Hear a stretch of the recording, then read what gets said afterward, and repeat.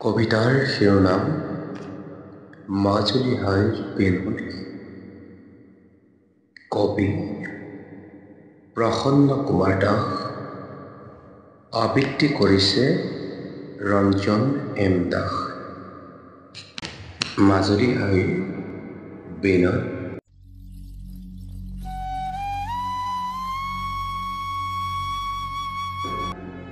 মাজুলী হাইৰ বহল বুকুত,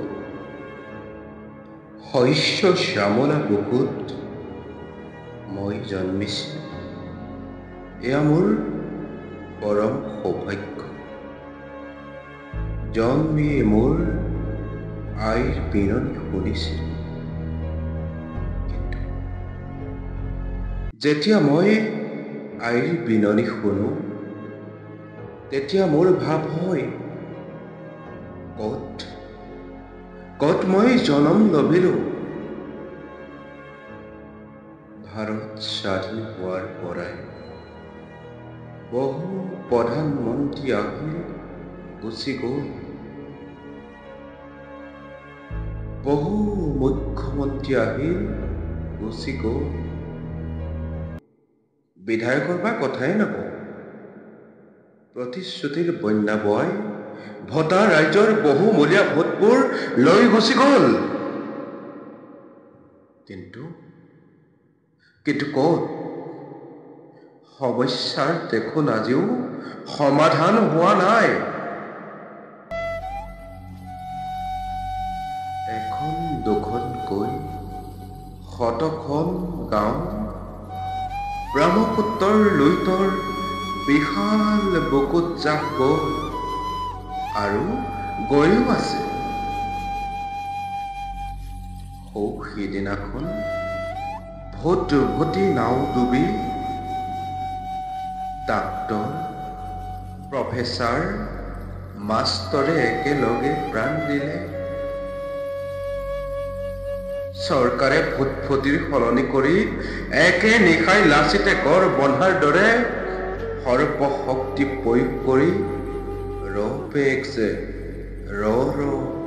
ব্ৰহ্মপুত্ৰৰ বুকুত চলাচল কৰা।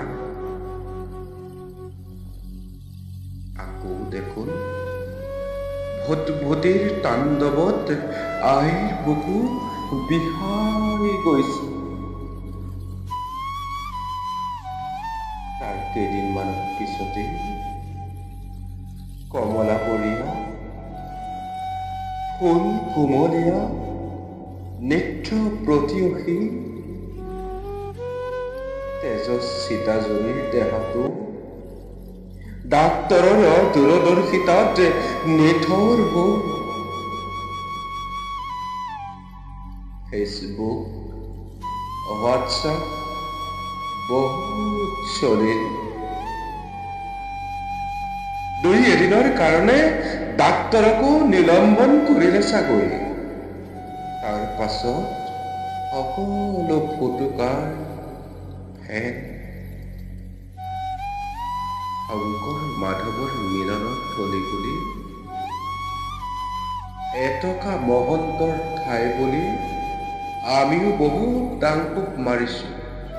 কিন্তু কত? খ্ৰীষ্টানৰ আগ্ৰাসনত শংকৰ মাধৱৰ আত্মায়ো ত্ৰাহি মধুসূদন কোঁৱৰবৰ হল। অবলা নিচনা মাজুলী হাই, নামঘৰৰ চাকি বৰ্তমান ধেমেগে ধাম, অদূৰ ভৱিষ্যতে নুমাব চাগৈ।